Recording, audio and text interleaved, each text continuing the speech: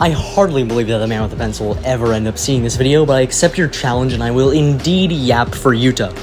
Of course, in this video I'll be taking both characters at their peak, excluding Yuta and Gojo's body. So Toji Zenin versus Yuta Okkotsu from the Shinjuku Showdown. Without further ado, let us proceed into the scaling. So clear up a major mistake among some of the community, the statement about Toji in Shibuya being his prime is just blatantly mistranslated. It never references him being in his prime in Shibuya, so anyone who wants to lowball Toji based on Shibuya fights can now rest easy and stop trying so hard to disrespect a character they know deep down inside they love. So what I'm interpreting Toji is of course as he was before getting rusty, as stated and implied to be against Gojo, and giving him the benefit of the doubt of having all of the cursed tools we see him have afterwards.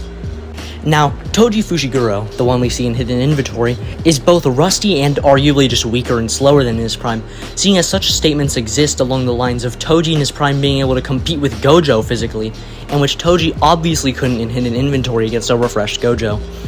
Toji Fushiguro is no slouch though, as regardless he's capable of outspeeding a maximum output blue and reacting to red, which characters even as late in the series as Shinjuku couldn't do like Agito, and characters like Jogo who have famously become overrated. Toji Fushiguro is also the one being referenced with Monster Maki pre-awakening, in which he should obviously bully alive Naoya and the rest of the Zenin clan, which is supported by statements saying as such as well. He obviously bullied Dagon and could blitz him and a Shibuya Megumi. He is capable of slaughtering special grade finger bearers, and I'd go as far as to say could keep up with most of the disaster curses. Teen Gato is another one added to the list of victims, with Gato at this point supposedly being near pre-awakening Gojo. But of course, we are not limiting Toji to just this. This isn't nearly enough. No, why would we ever use a weaker version of Toji? No, instead this is Toji Zenin, someone comparable to an awakened Maki and can throw hands with people much stronger. Using Maki's feats, he should be able to keep up with a nerf Sukuna, even going as far as to outpace the World Slash. But you have to realize how truly weakened Sukuna was here, and the limit the relativity goes to. Sukuna was still pretty easily beating her, and on top of the nerfs from Yuji punches, he now has a giant stab through his torso and has to constantly keep his heart beating, all while having very unreliable RCT. Not only that, but her supposedly tanking 2 black flashes is neither tanking or that impressive at this point. She gets incapacitated for over 2 chapters by the first one, and after the second one she was completely taken out of the fight, and even LaRue took one head on, with Toto taking 2 in the same battle sequence and still standing, so it isn't even that impressive to other characters in the arc. You could even make an argument for this Sukuna just being outright visibly much faster than Maki, seeing as when she was across the entire room kicking pillars at him, he blatantly blitzed her and grabbed her by the face before she could even react. And a point I saw brought up in the video is something that I don't think really proves anything other than Cleave's inefficiency against someone with a heavenly restriction like her. The dismantles obviously hurt her slightly, which is fine. Yuji and Yuta are perfectly fine taking arguably stronger dismantles with surface level injury as well, but her no-selling of Cleave isn't really a feat. Think of it like this. For Cleave, there's an equation to how it works. It uses both durability and curse energy levels to determine a certain output or final value that should 100% of the time hurt the opponent. But Maki basically counteracts this. Her heavenly restriction makes her null of curse energy, which takes out a crucial part of Cleave's equation. So think of it as a math problem, in which Cleave uses durability plus curse energy levels to reach the final 100 value. But neither of the aforementioned values can be registered as 100, as that has to be the result of the equation, Cleave being specifically meant to target things with curse energy, so CE has to exist on the target for maximum efficiency, and your average sorcerer is a perfectly balanced 50-50 for this. So now we're taking 50, or generous 90 in Maki's case, plus 0. What Cleave wants to register as 100, but since the equation is unfinished, it isn't nearly as effective. And she doesn't even no-sell it either. She's gone for multiple pages while Sukuna deals with Ino and Kusakabe in between, and then that's when he realizes she has a heavenly restriction, which if anything furthers my point on Cleave being less effective here, as her tanking of Cleave is seemingly what made him realize she has 0 cursed energy and instead has her binding vow / heavenly restriction. So yeah, Prime Toji scales to all of this, being as strong as an awakened Gojo, being able to somewhat keep up with Sukuna and outpace cursed Naoya, and get surface level injuries from a nerf Sukuna. But looking at all of these supposed feats from the Sukuna battle, it really isn't nearly as impressive as people make it out to seem.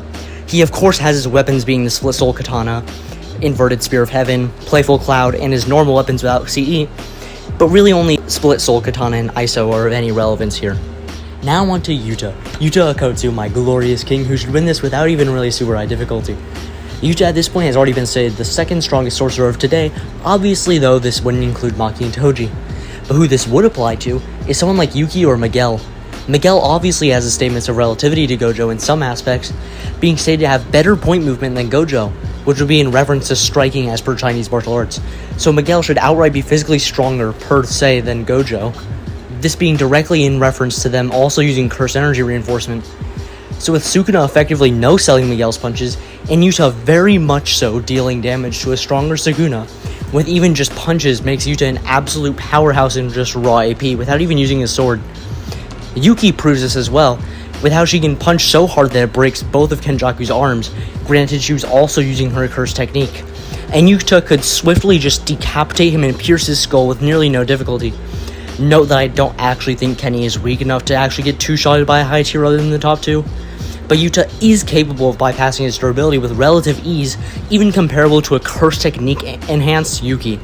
Yuta with his sword and using Thin Icebreaker is capable of even more though, with splattering the side of Sukuna's face with blood and sending him flying. Yuta is plenty fast and durable too, with arguably better feats of speed relativity to Sukuna, being able to keep up with him for the entirety of their fight and straight up completely dodging his slashes at point blank range. And this is without the amp given by domain expansion, similarly to most of what I've shown so far. And unlike Maki, who after being hit by a dismantle went flying back with surface level injuries, Yuta only had the surface level injuries, instead just walked through it, this being again an arguably stronger Sukuna. The reason the Sukuna Yuta fought would be outright stronger than the one Maki fought is simply due to having taken more hits from Yuji by the end of Yuta's fight, and the start of Maki's, having one less arm due to Yuta, and he gets stabbed through the chest with the split soul katana right at the beginning of Maki's fight, which then requires him to redirect curse energy to heal himself and pump his heart, which would mean he has less focus and output on his attacks. And his soul is wounded as well. Not only did Yuta walk through dismantles, but he tanks a point-blank cleave to the face too, and another small point I meant to go over in his attack potency is that he cuts off Sukuna's arm without even using a Dur-Neg attack, just his sword on its own could cut it clean off. And I know most people don't try to argue this, but arguing that Yuta getting hit by the World Slash is an anti-feat is ridiculous. His sword was in Sukuna, and Jacob's Ladder was just ending, and he's not even an arm's length away from Sukuna. Literally anybody would be hit in that scenario. Now with how their abilities would interact, I don't see this leaning towards Toji either, because while he does have ISO and SSK, Yuta could easily evade them and simply just body them regardless, given what I've shown, and the fact Yuta has things like Cleave. I see no problem with Yuta even going as far as just slicing Toji's arm off like he did Sukuna's to stop him from using his weapon. Toji has a little bit better precognition than Yuta, but once Yuta even starts getting 1 to 2 hits in, he's getting precognition and just starts bodying, in turn making him have better precognition based on how Charlo's ability works. The airwalking isn't even doing anything here since the air is at Yuta's whim with sky manipulation, and Yuta has long-range capabilities regardless.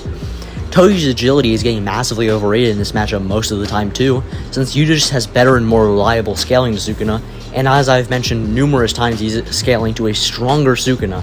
So Toji really has no means of victory here other than catching Yuta off guard with ISO or SSK, in which SSK isn't an immediate win con like many like to argue, as Sukuna wasn't even regenerating from the soul part of the attack, and was still just bodying Maki and multiple others afterwards. So at worst, Yuta is getting a little nerfed, but still being able to function physically with slightly less effectiveness, and just regenerating the physical wound. Not to mention, Yuta has Rika, so it's also just a 2v1 with Rika also showing the ability to tank a punch from Sukuna, and later tanks the World Slash that almost killed Yuta. So at worst, Rika is just a damage sponge capable of distracting Toji, and can theoretically just hold him back in place like she did to Sukuna. I'd even go as far as to say that Yuta could confidently open his domain for the sole purpose of gaining the amp inside of it after a brief fight outside of it, as he gained precognition, and Rika could watch his back, so he couldn't catch him lacking with her ability to walk in and out of the domain. ISO wouldn't be that impactful either, seeing as its only real use would be against sky manipulation, as Yuta is mainly just a close-range powerhouse. There you go, man with pencil, and this is all without cursed speech, just like you asked. Probably won't see this video anyways, but that would be cool as hell. See you all, and hope you have a great rest of your day.